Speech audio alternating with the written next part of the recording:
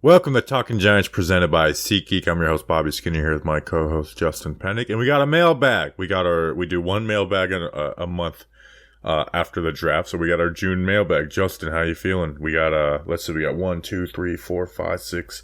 We got about 13 or 14 questions. There was actually a lot of good questions. I had to leave some good questions out, which a lot of times it's like a lot of these questions suck, but we had to leave some good ones out. Yeah, I'm pumped, Bobby Skinner. Got a fun little mailbag show coming up. Next week is draft week. Technically, again, an early look at... way too early draft week. Way too early draft week. That is next week, so you have that to look forward to. Over the weekend, I went to Philadelphia, the city of brotherly love, and I went to see Alison Krauss and Robert Plant in concert. They did a really, really cool version of the Battle of Evermore and I'm forgetting the other song, but they covered some Zeppelin songs, and it was actually very, very cool, very, very fun. I said hi to James Bradbury. How are you? I'm doing all right, ready to get into this mailbag. Before we get into this mailbag, this episode was brought to you by Before the Levee Breaks. That's the other song. A few special people. No Anthony Levy, although I do think that is one of our patrons. Anthony Pata, who reminds me of Brian Pata. Do you know who Brian Pata is? No.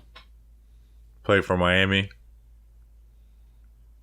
No, keep going. You're gonna keep going. And I Got don't shot. Know. No. Sorry. Tough to hear. Like 2005, I think. No, I was a baby. Greg Archer. Did you ever get into that show, Archer? I didn't. No. And then the other one is just Ocean. That's the name, Ocean. Ocean. These wonderful people, hopefully they didn't get shot. You don't get shot if you log on to this website. Patreon.com/TalkinGiants. $2 a month plus some other tiers. You get to hang out with us live. We got like a solid group of people for 7 p.m. on a Monday evening talking some Giants. Got a solid group of people hanging out with us. Bobby Skinner will send you some stickers, magnets in the mail. And 2 times a month, there's some shirt raffles. So patreon.com/TalkinGiants. Thanks to our patrons. All right. Take it away, Steve. Mail time. The mail's here. Come on. Bye, guys. Here's the mail. It never fails. It makes me want to wag my tail. When it comes, I want to wail.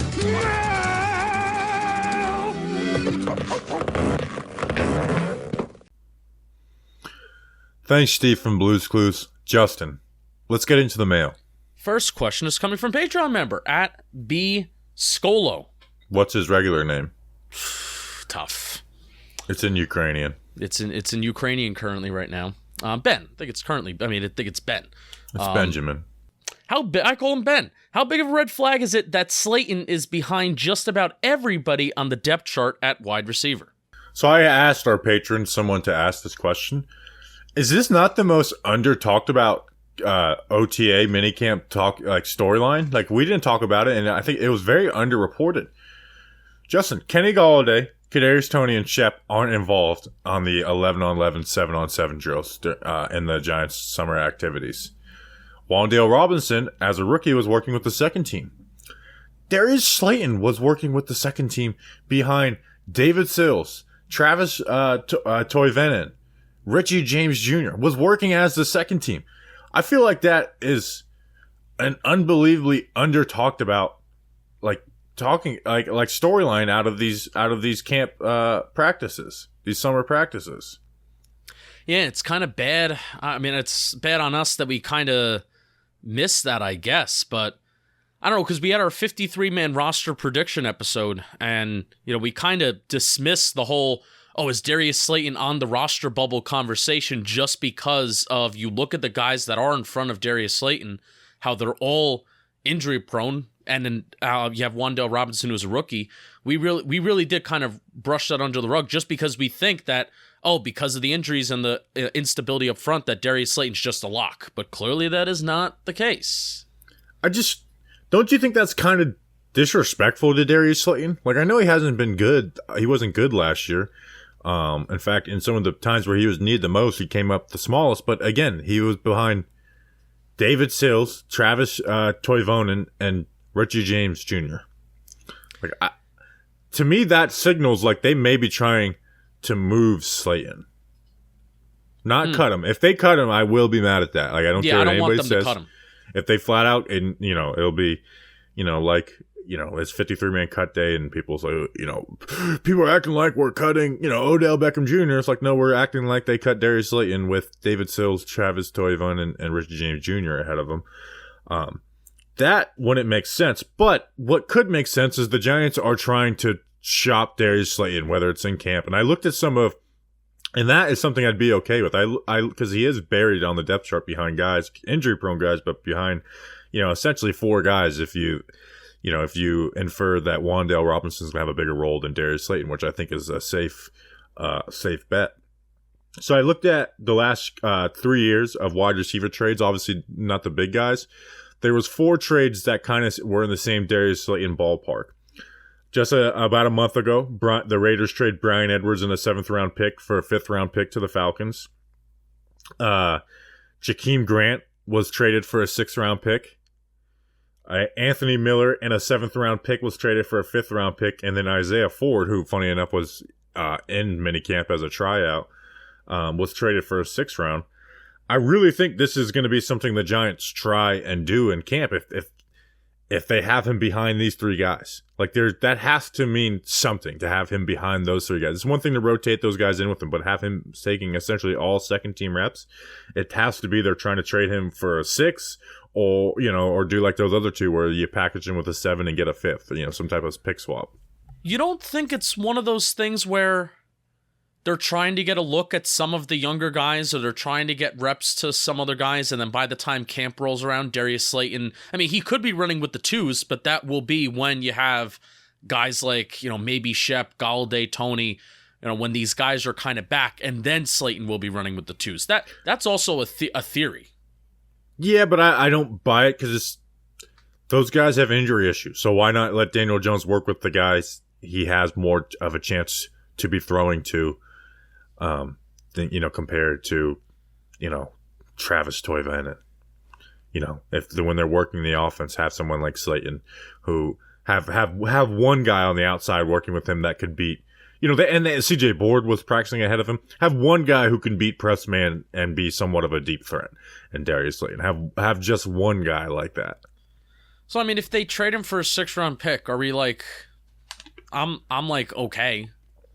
Yeah, it's not like some like, oh, look at Joe Shane pull it off, but it's a expiring contract who they're not going to invest in going forward, and isn't going to be a key part of the team or a huge difference maker anyway. So yeah, it's a shame that when you looked at 2 years ago, you'd say trading Darius Slayton for a 6th-round pick. It's a shame that this is what it's come to, but it's something that I think most people would be on board with. No, and it's a combination of, you would like to think, coordinator, not creating explosive plays post Pat Shurmur. And then Darius Slayton also has not been good. Like, you look at some of the advanced stuff. First of all, just drops, very high drop rate, and then also just not being able to create yards after the catch on his own individually. I mean, he's like the worst in the NFL doing that. He's never been able to separate. However, you should have a coordinator that understands that and tries to work around that. But Darius Slayton has not been very good the last 2 years. So there's definitely credence to both sides. But saying, hey, the coordinator didn't use him. The play calling, the schematics didn't use him well enough, and then he's just not been good to start off with 2. But that's still, that 2019, it still means something to me. But it also still does mean something to me. 2020 wasn't great, but he also had 850 yards that year. Yeah. Like, he led the receivers in touchdowns, like he had the most touchdowns as a wide receiver that year. Tied with Sterling Shepard. They both had, I think, 3 that season. I'll also go to my Giants fan grave saying that that 35-yard touchdown catch that he had against Washington at home, he did something to his ankle, and then he wasn't right for the rest of that year. So it's just it's been a very curious case. I don't know what the deal is. Again, you can say Darius Slayton is not good while also saying he is not in the David Sills, Travis Toivon league. No. He is a class ahead of those guys. And I still do think we're really hyper analyzing this Darius Slayton thing. I mean, it's June 14th, so this is what we're doing. It is risky to trade Darius Slayton. I don't care if it's for a 4th-round, 5th-round pick, 6th-round pick, 7th-round pick. I don't care what you're trading him for. It's risky to trade him when you have the wide receivers that the Giants have on top of him in the depth chart. It's risky. Yeah. I agree with that. if honestly, if I was offered a 6 for him, maybe I view him higher than the regime does, but I might hold on to him. The packaging with a 7th for a 5th seems a little more enticing to me. You might would you get more in the comp pick formula? No. Probably not. And the Giants probably will spend a little more than they did this past offseason. Yes, yeah, that's part of it too. Yes. So it's just, the other side of that is Darius Slayton didn't show up when he was needed at times this past year. There was, the 2 games before the trade deadline, he had 0 catches, 0 yards. Yeah. When he was needed. When he was needed, he didn't show up. When guys were out, he didn't show up. So, it's crazy. The first couple weeks of the season looked promising for Darius Slayton. The Denver game, the Washington game, you'll remember for the drop, but he still had a touchdown catch that game. It's just he dropped the second one that would have been the game winner. Yeah. But it was like, okay, at least he's getting open with Kenny Golladay on the opposite side, and we talked a lot about last offseason as Kenny Golladay be a big benefit to Slayton, and it looked like those fruits were producing, and then he got hurt and missed a couple games, and kind of was never the same as far as involvement in the offense and just his play as well in general. So it's one of those things that he's starting the spring, he's starting the early summer on the second team. It's not like, okay, we're 2 weeks into camp and he's out with this second team. Like, they've literally stepped onto the football field, and this is how we think that they're at least viewing him, right? They haven't done anything yet. And again, part of being a coach is managing personalities. Darius Slayton, I'm sure, is not thrilled about that, and probably, you can say, like the whole. That's why I don't buy the whole. Letting him work with the second team, because eventually he will be the second team guy, but.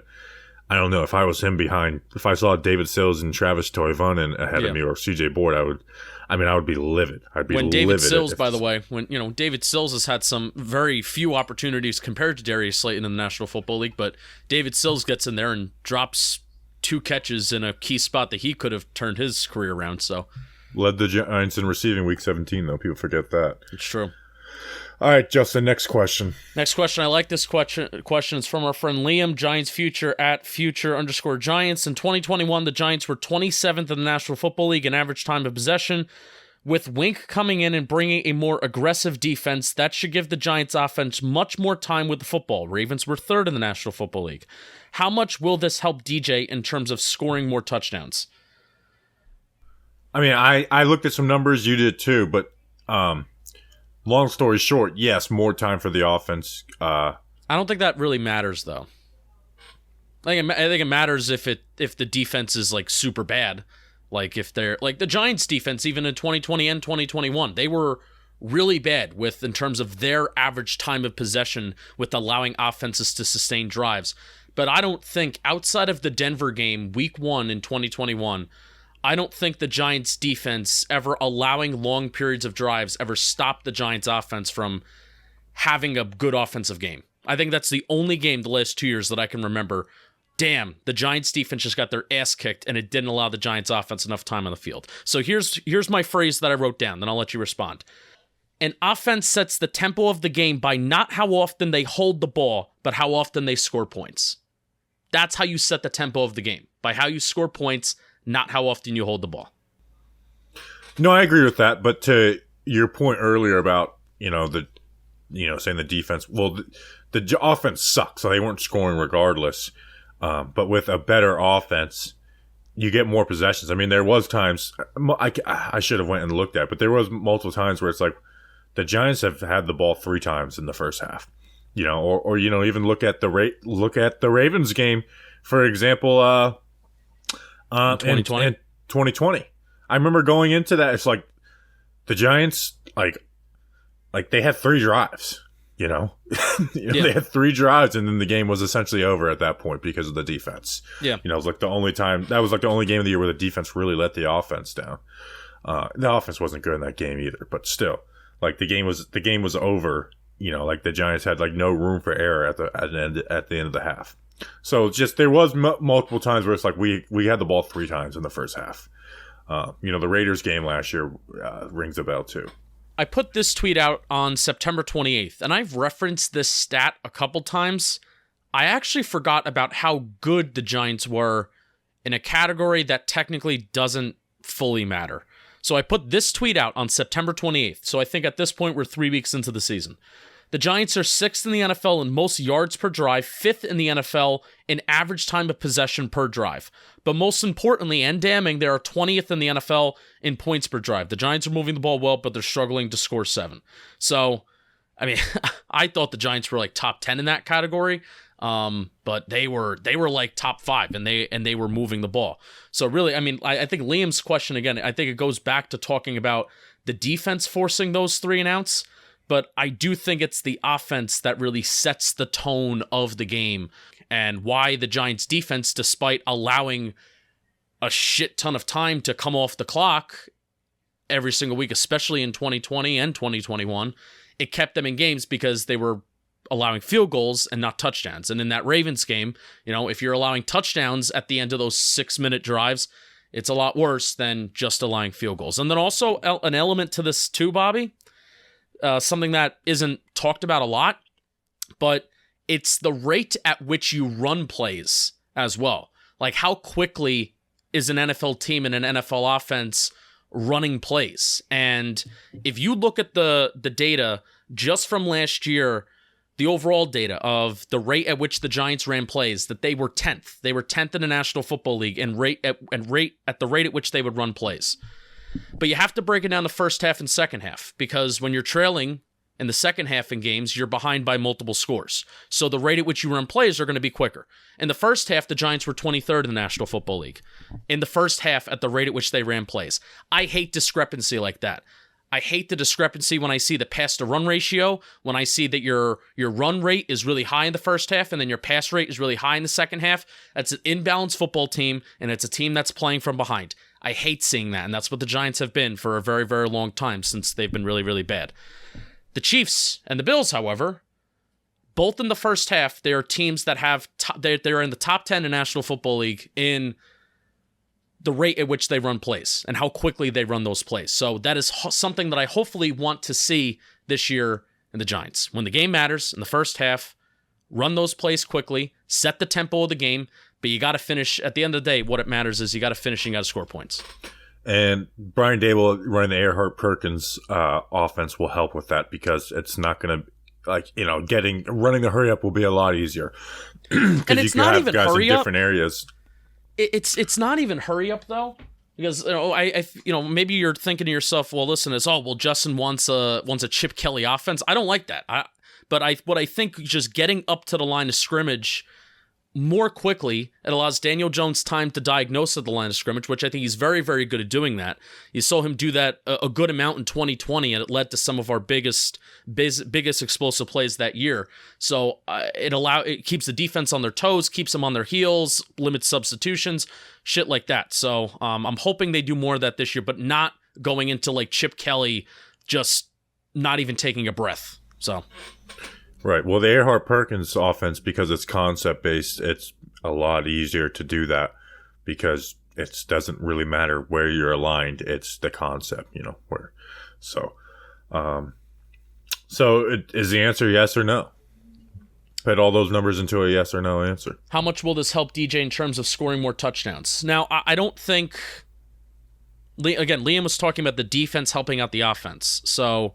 I'm going to say no. I don't think the Giants' defense getting off the field quicker is going to help the offense. I think the offense is going to help the offense score points. So, sorry, Liam. All right, next question. Next question is going to Chris Kennedy, at Chris Kennedy _25. If Andrew Thomas goes down with an injury, do you move Evan Neal over to left tackle? Justin, hope to see you in Nashville. Bobby, hope to see you in Jacksonville. This is a tough question, man, and it really kind of pokes at some philosophy I might have as far as, especially with a team that's in rebuild mode. But I really hate having the answer, but the answer to me is yes. One, Evan Neal played left tackle last year, so he has that comfortability to do that and move there. But also, the offense has to be able to operate. And with Matt Parrott, Corey Cunningham, Matt Gano, if those guys are starting at left tackle, the offense is a lot harder to operate compared to those guys at right tackle, and then a guy like Evan Neal at left tackle who will be able to protect better. So Yeah. But what it does suck is that Evan Neal's the right tackle, and that does hamper the development a little bit. It doesn't stun his growth, but it does hamper development.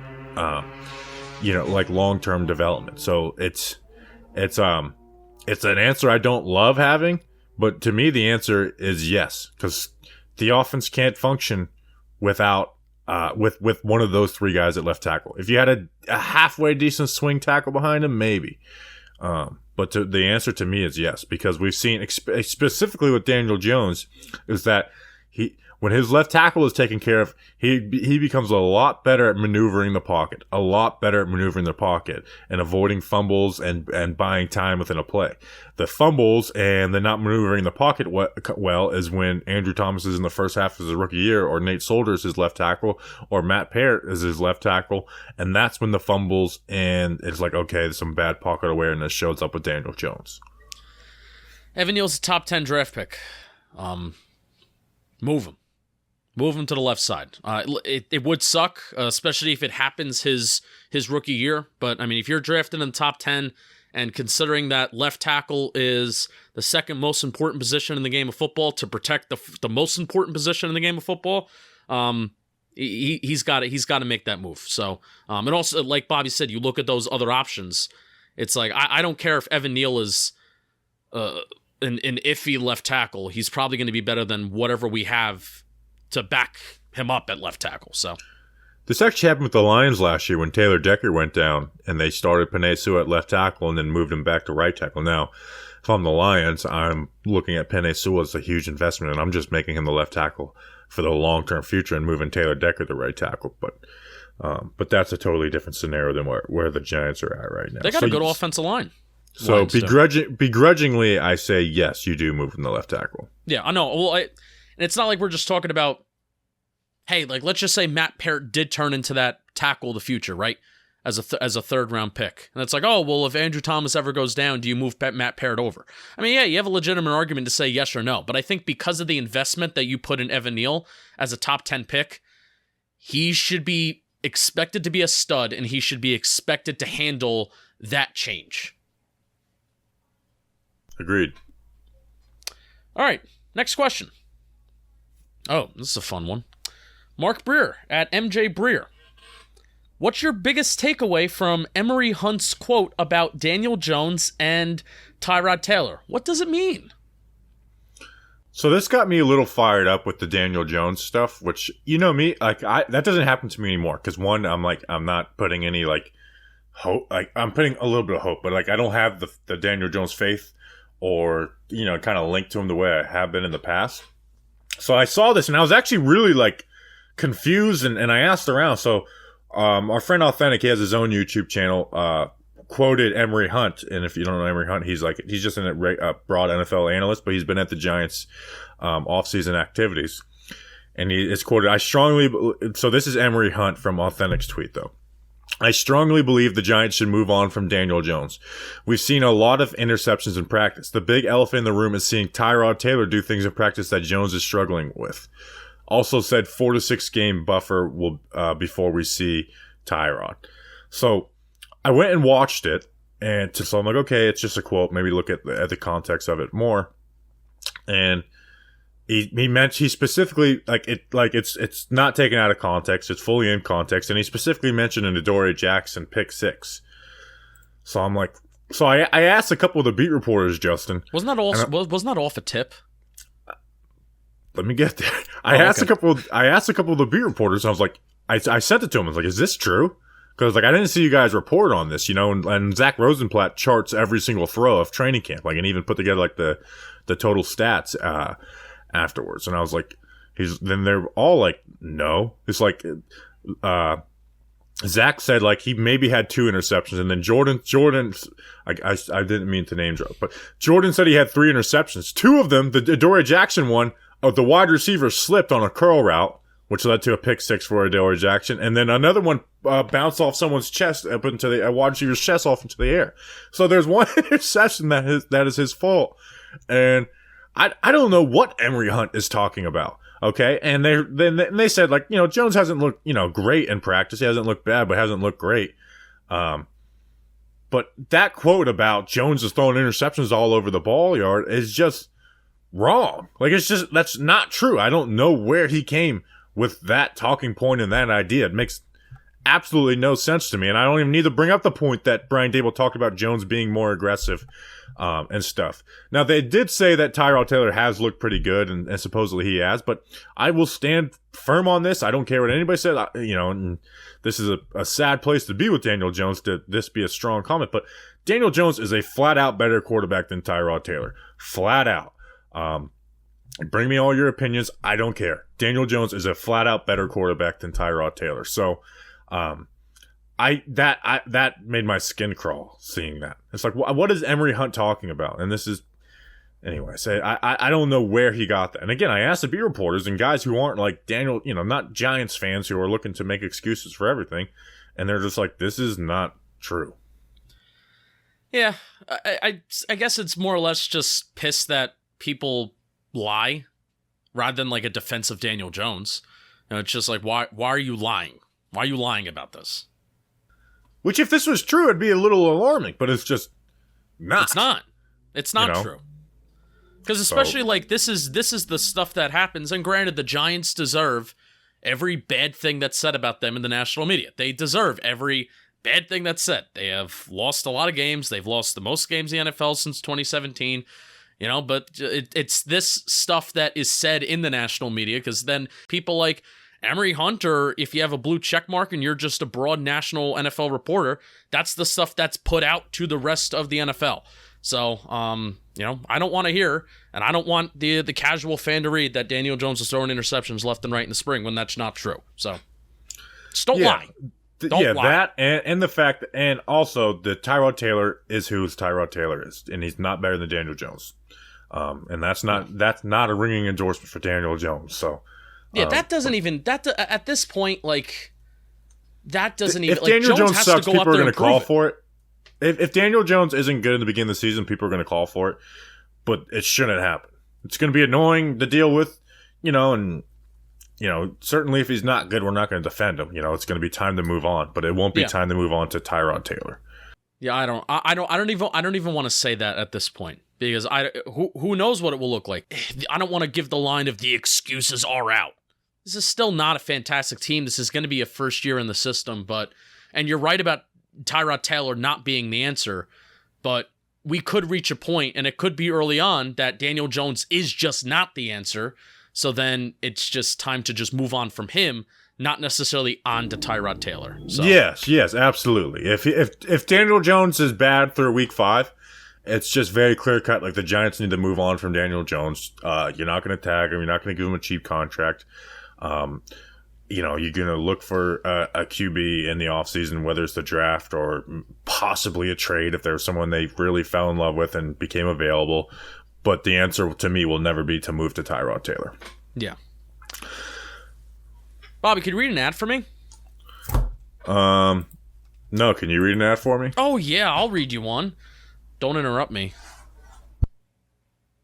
Good. I care about everybody who listens to this show, right? I mean, we care so much. We have a lot of products that we talk about where it's just men's health, men's hygiene, all that stuff. So, all right, guys, man to man, fell to fell, person to person, I care about each of you. I want you to feel confident and to prioritize your health in your relationships, especially as the summer's getting hot and steamy. If you're ready to get hot and steamy and care about yourself, start with Roman. Roman swipes, they are clinically proven to help you last longer in bed. There is no prescription needed. PE treatments, they're safe, they're effective, and used by millions of men. It's free 2-day shipping. Shipping can sometimes be a pain in the ass. I love how Roman, whatever you are doing with Roman, whether it is swipes, whether it is their PE treatment, it's discreet. It comes in discreet packaging. Love all that stuff. So I want you to go to getroman.com/world. Talking Giants versus the world today. And if approved, you'll get $10 off your first order. That's getroman.com/world. Getroman.com/world. Care about your men's health. Last long in bed. Get hot and steamy this summer. Get down with it with Roman. Just made up that new phrase. How do you like that? Get down with it with Roman. I like it. Thank you. I'm replying to a tweet. No, a DM from Snacks. Oh well, what did he say? Get him canceled. No, we were just kind of shitting on somebody, so I'm not going to say it on the air. Love that. Love that. Just making fun of people because we're assholes. Jacob Ball just followed me on Twitter. Thanks, Jacob. Who's Jacob Ball? He's a Giants fan, and his picture is with him, and it looks like his grandfather picture at MetLife Stadium before a Giants game. Word up. All right, next question. Oh, this is fun. Marcus Lopez at MarcusL28. If you could take one player from each NFC East rival and add them to the Giants' current roster, who would it be and why? So, Justin, we're changing this to a draft. Love a good draft. This was actually harder than it seemed when you look at these teams because some of like the best players are at positions where the Giants don't need them. And then some of these teams' best players are like 31, 32, 33 years old. So you do want to steal those guys. When the Giants are in a rebuild. So, let's see. I actually have a coin. I was just holding it. Heads or tails. You know what? Talking Giants or back of a Talking Giants sticker? Back of Talking Giants. You get the first pick. I get the first pick. So you pick. get one pick from each team. I'm going to tweet these out tomorrow too, so. I kind of didn't want the first pick because if I pick somebody that's like, oh, how did you pick him? What did they say? I think I have to go Micah Parsons. Yeah, I was thinking about that because, I mean, he's just the truth, and he's so young too. So that was kind of who I wanted. So now the strategy comes is I don't have to wait. I'm going to save Cowboys for my third pick because you already picked a Cowboy. Oh, that's true. And I have, well, I guess I'll go both Washington and Eagles because it's a snake draft. So from Washington, you know who I'm going? Who are you going with? I'm going at a position people are going to be like, how do you take this? Jonathan Allen, the defensive tackle for Washington. He was so good. He was so first good on my board, too, out of Washington, yeah. He's so good. Like, he's ridiculous, man. Whenever the Giants play him, it's like he gives them the most issues from that defensive line. You know, like, once Nick Gates got good, Jonathan Allen was really, like, the only guy who gave him issues after, like, that first couple weeks as center for Nick Gates. Him and Leonard Williams together would be disgusting. Him and Wink Martindale's defense would be nasty. So I'm going Jonathan Allen for my first pick. So from the Eagles, here's the issues. I want to go A.J. Brown, but the Giants do have Kenny Golladay, Kadarius Toney, Wandale, Shep. There's one obvious answer here. Obvious. Are you thinking James Bradbury? No. Who's your obvious answer? I can't. Because if I say it and you're not thinking him, then I'm gonna take him. Do you want to trade this pick to me? I would love to take it. I mean, it would make no sense for me to trade because. What are you going to get back in return? No, yeah, nothing. You get next year's first. A.J. Brown is on there. No one from their O-line is really anyone I want. They're old guys on that O-line. They are? I mean, Jason Kelsey's really old. How old is Brandon Brooks? How good is Brandon Brooks? Jordan Mailata's from the 2018 draft. Yeah, but Jordan Mailata's a tackle. I would move Evan Neal to guard to have Jordan Mailata on the team. Stop. I would. He's one of the best tackles in the NFL. And he's already proven.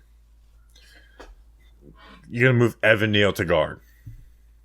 And then you're talking about having 3 of the best young linemen in the NFL.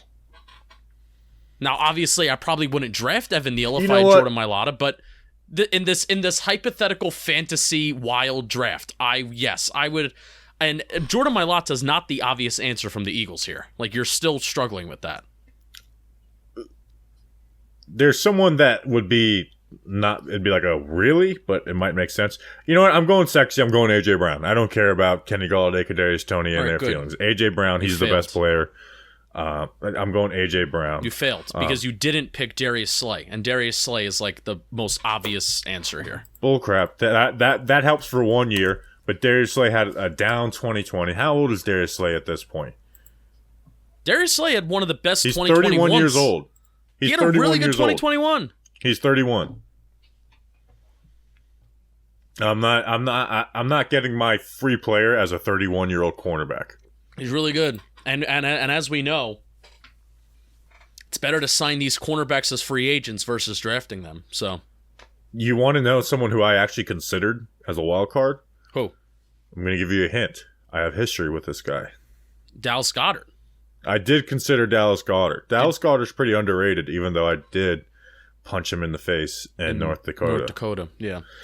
All right, so who are your so you have a Washington and Eagles pick?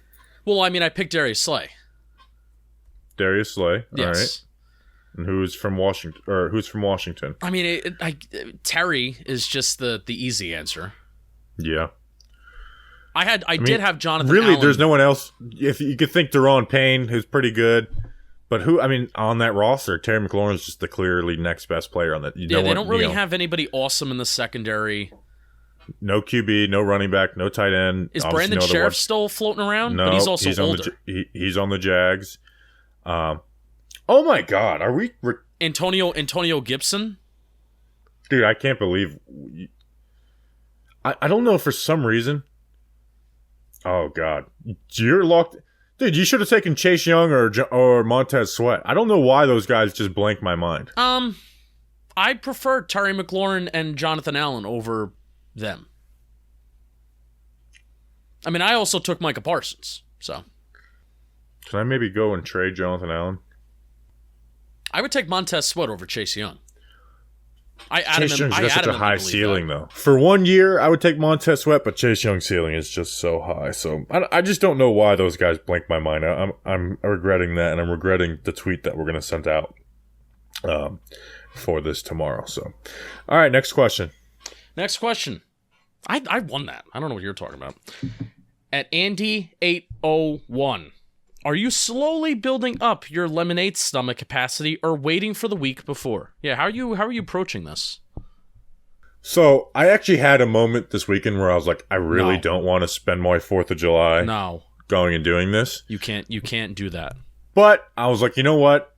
I did win the contest, and it would suck to pass this up. So what I did is I replied to the email where it's like, give your shirt size, phone number, sign a waiver in case I die of lemonade. Sure. But I'll include the email, the other part of the email that I wrote. And so his reaction to this will decide if I'm going or not. I said, also, Badlands, I work for a big internet media company, John Boy Media, and host the #1 New York Giants pod, Talking Giants.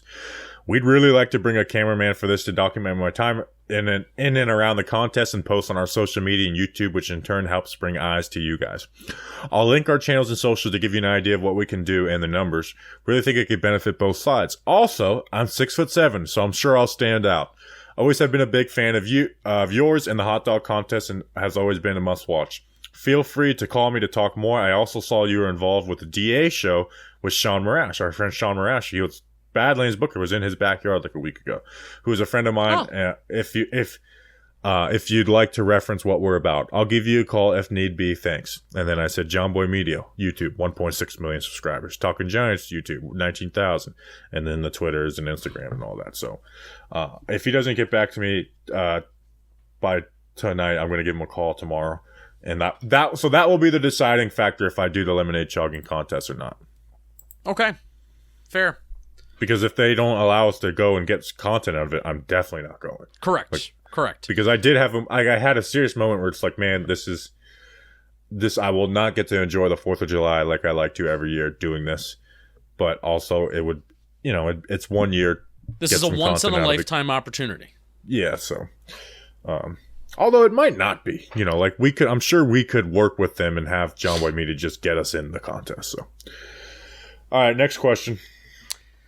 Mason at Mason with 2 N's _99. Which receiver finishes first on the team in fantasy points for this season, Tony or Galladay? I'm changing the question to all receivers. What do you got?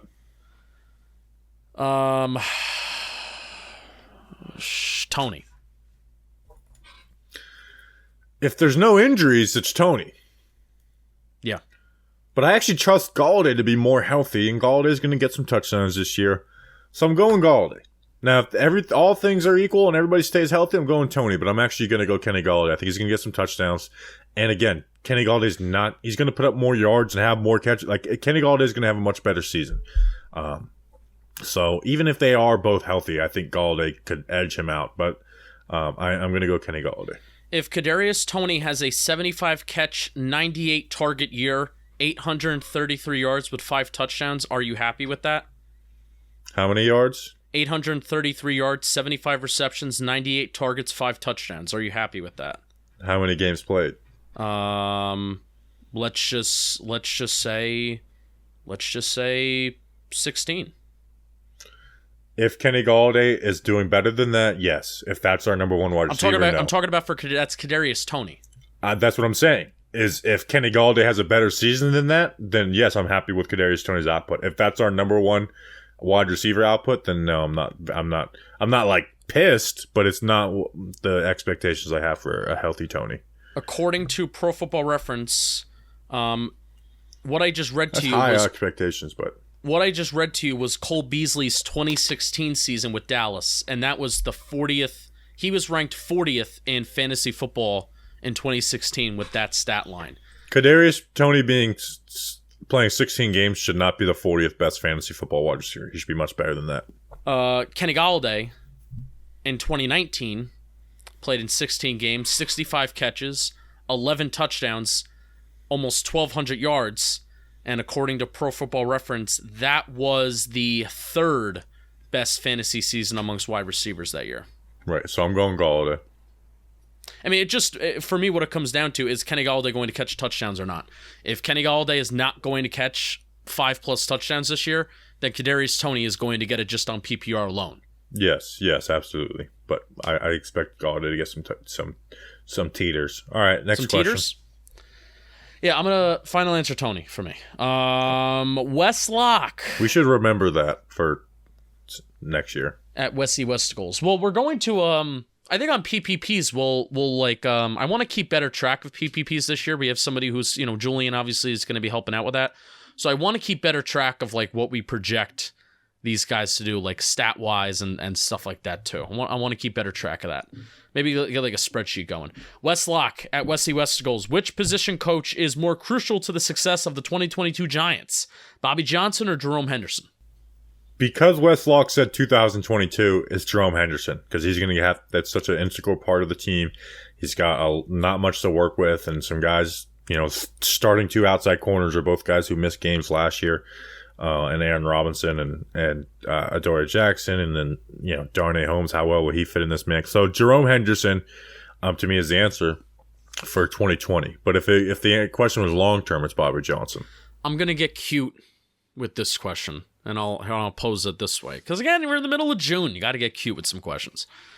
What's more important to do in the 2022 season? Don't do this. Develop the offensive line and coach up the offensive line. And that, cough is Josh Azudu, who ideally will not be starting this year. Coach those guys up, those younger guys up, or just coach up these short-term, maybe not long-term solutions in the secondary. Like Adoree Jackson's not a long-term solution in the secondary. Rodarius Williams may not be, et cetera, et cetera.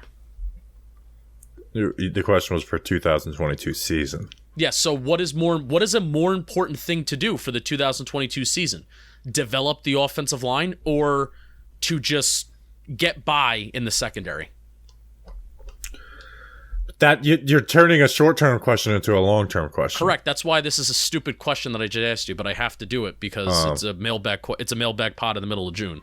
But to talk about like the long term stuff with Bobby Johnson, like continue to develop Andrew Thomas, develop Evan Neal, not Andrew Neal, Azudu, like turning him into a good offensive lineman. McKeithen, can you get anything out of him? And people think, oh well, Shane Lemieux. Can Shane Lemieux turn into a decent football player? Like I think that can be coached into him. I think there's a player in there in Shane Lemieux. Also another underrated point, Mark Lewinsky. He's here on a 3-year deal, essentially a 2-year deal with an ability to cut him after the second year. Getting the most out of Mark Lewinsky in these 2 to 3 years on the Giants. So long-term Bobby Johnson, but for the 2022 season, I'm saying Jerome Henderson. Yeah, I agree. But also I don't agree. Word up. All right, because I do question. I do think an important goal of this season should be to coach the offensive line, but that doesn't impact the success of the 2022 Giants. So that's where Wes gets you with the wording of the question. Research Rick, NYG fan in Charlotte. What's the over/under on training camp fights, and who's the biggest bully? Bobby Johnson, Brian Cox, who's the defensive line coach, or Bobby Skinner, now that Talking Giants has a producer? I miss Bully and Julian. So the over-under, I'm putting at 2.5, and I actually thought about that, is because there's going to be one fight at least, right? No matter what. Brian Dable, unlike Joe Judge, I don't think he's going to go off on his team if there's one fight. It seemed like there was already 2 fights in the spring, and then maybe there was one shoving match. Exactly. So one's going to happen, and Brian Dable's not going to lose his shit on them. Which means a second will happen. How does Brian Dable handle the second one? Does he have a little casual, mindset to it? Or is it like, I got to nip this in the bud right now? And like, if you guys fight again, there's going to be real issues. So that's why I put the over-under at 2.5. And I'm going to say under. It's a new regime. I'm going to say they stay at 2. I'm going over. I think there's going to be one with the Jets. I don't care if it's one day. There's going to be one with the Jets. If there is something happening with the Patriots, which I don't think there is at this point. It's just the Jets. Damn it. I'm still going to go over. It would never make sense to do one for the week 1 preseason game. It's too early in the camp to do that. I'm going over. There's going to be one with the Jets, and then there's going to be 2 just with the team. Okay. All right. So I'm going under, you're going over. We should put that on the over-under episode. All right. You know what? Actually, before we hit the next question, it's time to step up to the plate with DraftKings Sportsbook, an official sports betting partner of Major League Baseball. New customers can bet just $5 on any game and get $150 in free bets no matter what. Win or lose, baby. Looking to turn another small bet into a big payday this baseball season? With DraftKings same-game parlays, you can do just that. Create your own parlay by combining multiple bets like which team will win, total runs, extra innings, and more. And boom! You have a shot at an even bigger payout. So what's the Yankees to hit 4 home runs, their starting pitcher to go 6 innings, and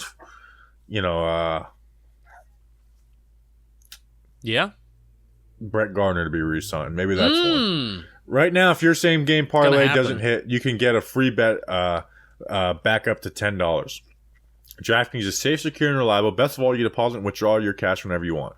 Download the DraftKings Sportsbook app now and use promo code JOHNBOY. New customers can make any $5 MLB bet and get $150 in free bets no matter what. That's promo code JOHNBOY only at DraftKings Sportsbook, an official sports betting partner of Major League Baseball. Minimum age and eligibility restrictions apply. See show notes for details. MLB trademarks used with permission.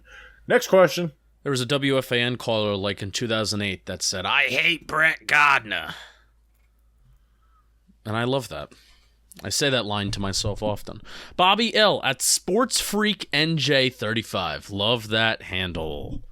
What Giants Super Bowl team was the best team overall? I've thought about this. It's easily the 1986 Giants, right? Yeah. And like, easily. I thought maybe you would think about it. I thought maybe you would try to flirt in 2007, but Harry Carson is still with the 86-87 team. Joe Morris is still there. That's LT's 20.5 sack year. Did I say Joe Morris? Jim Burt is still there. We're in the 90-91. Bart Oates. Oh, I think Jim Burt and Bart Oates may have not been a part of 90-91.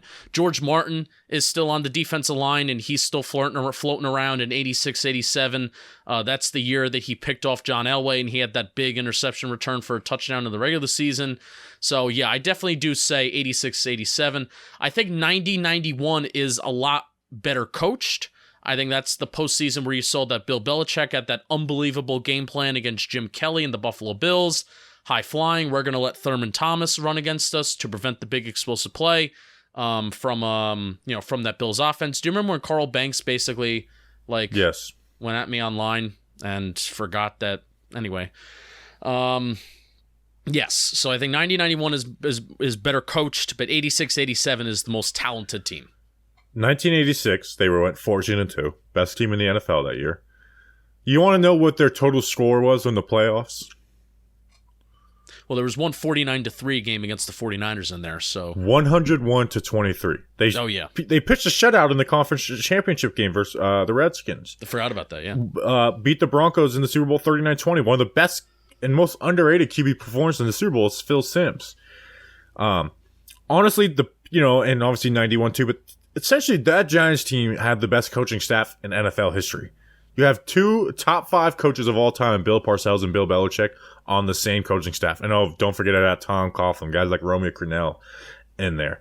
Like Lawrence Taylor, Carl Banks, and Leonard Marshall combined for 39 sacks. And then you look at Phil Simms' total stats that year, 21 touchdowns, 22 interceptions. The NFL averaged 20 interceptions per offense that year. That wasn't as bad as it looked. They were the 6th rushing team in the NFL that year. Mark Bavaro had 1,000 yards receiving as a tight end. That was the year that Mark Bavaro broke his jaw against the Saints. He came back in that game. The Giants were known. It's funny how 1986 is similar to 2007 and 2011 in some ways, but how it's similar to 2011 is that the 1986 team, they had a lot of come-from-behind games in the regular season. And that Saints game was one of them, where they were down early. Mark Bavaro breaks his jaw. Then he comes back in the game. The first drive that he's back in the game, he has 3 catches in a drive, including one for a touchdown. And then they come on back. His jaw was wired shut, and he was eating cereal for a couple weeks after that. So those were some tough SOBs on that team. And that's why I think that team, you mentioned the coaching staff, but I think the team is just a lot more talented in 86-87. And it was the coaching staff in 90-91 to really propel them there, to get them there. So yeah. So all right. Love that. Love that talk. Yeah. Let's do these next 2 questions quick. I want to keep this as at least at an hour. Pastrami Nostradamus asks, does going up against the high blitz defense in practice, is it going to help Daniel Jones and the offensive line better deal with blitzing? Simple answer, I don't know how much the offensive line, because they're not game planning for that defense, where it is kind of a mess. But as far as Daniel Jones, absolutely. It forces you to process quicker. It forces you to get to your checkdowns quicker when it's time to get those checkdowns. So you're reading a lot more, where playing against Patrick Graham's defense in practice, you're able to get a profit, and his training camp blitz schemes weren't going to be exotic. They're going to throw, there's definitely a lot of, replacement zones and stuff Patrick Graham's going to throw at you, but he's not going to be doing those crazy in camp. So long story short, yes. Yeah, I'd agree. And ideally, the Giants are not facing as high of a blitz rate this year as they did in 2020 and 2021. I know that was a huge problem in 2020. Every week I was just looking at, the lack of an ability to create an explosive play. It meant that teams just didn't respect your ability to throw the ball downfield, so they felt like they could blitz you. Not blitzing to prevent a big play, but I think teams just felt like they could get away with it because they weren't worried about you getting beat, from 20 plus yards down the field. So hopefully that is different this year, that Daniel, along with an offensive line being better, hopefully Daniel Jones won't be facing as much pressure because teams won't feel that they can get away with blitzing as much. That's hopefully a theory for this year. Word up. It was a theory I had for 2021 and failed. All things Giants. Last question. At Giants Things. Gents, if you could attend any of these sporting events with your favorite team of that sport in it, which would it be? A Super Bowl with the Giants in it? Game 7 of the World Series with the Yanks? Game 7 of the NBA Finals with the Nets? Or a pickleball championship rooting on LPG and some other guy? Fun fact, I actually did see LPG at a pickleball tournament in my hometown. I ran into him, and it was last summer. It was fun. This is actually pretty tough for me, man, because... Easy for me. All right, go. Game 7 of the World Series with the Yanks in it. Oh, so I feel like I'm going to eliminate the Super Bowl. I don't know if I kind of want to be in my zone for that, you know. If it's not at MetLife, I don't want to go to a foreign environment to watch a Giants game that's so important like that. Yeah, and you kind of want to be around, you know, your friends and family. Even though if the Giants are in the Super Bowl, it's going to be me next to you. Yeah. You know, so like I'll never all my family that's Giants fans. I'll never get to experience the Super Bowl with them. I'm going to say the Nets. A championship to them would mean more than a Yankees title for me. And just basketball so back and forth. And it's just, you know, if it's a close game in the fourth quarter, you're just, every single time they take a shot, you're on pins and needles, living and dying with every shot. Where a baseball game, it's like you're waiting for that moment. Football, it's not. And then license plate guy, we love you, but you're a distant fourth. We don't want to go watch you play pickleball championship. Tough. Game 7 the Yanks, though, too, because I mentioned it not being at MetLife, and it's at a neutral site. Game 7 of the Yanks, like, I would be going to it if it's in the Bronx. So the fact that everybody there understands the moment and everybody there is basically rooting for the same color and they're rooting for the same team. I've never been to a Yankees postseason game, but just the vibe and the atmosphere that has been like the Bronx in the postseason. It's something that is talked about, and it's not something that's just, oh, it's a thing, blah, blah, blah, and it's hyped up. It is something that is talked about as being like an element and a factor in a game. So to get to experience that would be awesome. Oh, yeah. Awesome. I mean, a Yankees Game 7 would be just electric. Yeah. What's the World Series schedule this year? There's no way I can make it up for a game, right? Even though those tickets would be super expensive and John Boy Media would not. We're not special enough to go to that. They haven't even brought me to a game this year at all. Like, I haven't been to a Yankees game yet. I'm not special enough. November. I mean, it would have to be November, and I think sometimes November, they can bleed into December, can't they? No, I don't think so. I think November, the Giants aren't home a lot in November because they're home so often in September and October that I think that there's a stretch where they're kind of away for a little bit. They're very home-centered heavy in the first half of their schedule versus the second half. So, all right, yeah. So I'm gonna go the Nets. But I mean, anyone's a great option except for LPG. Wow, we love you though. Rude. All right, that's an episode. We'll be back on Friday. Not exactly sure what we got in store for Friday, but we'll see. We'll think of something. So we appreciate you guys. We'll see you then. Until then, let's go Big Blue.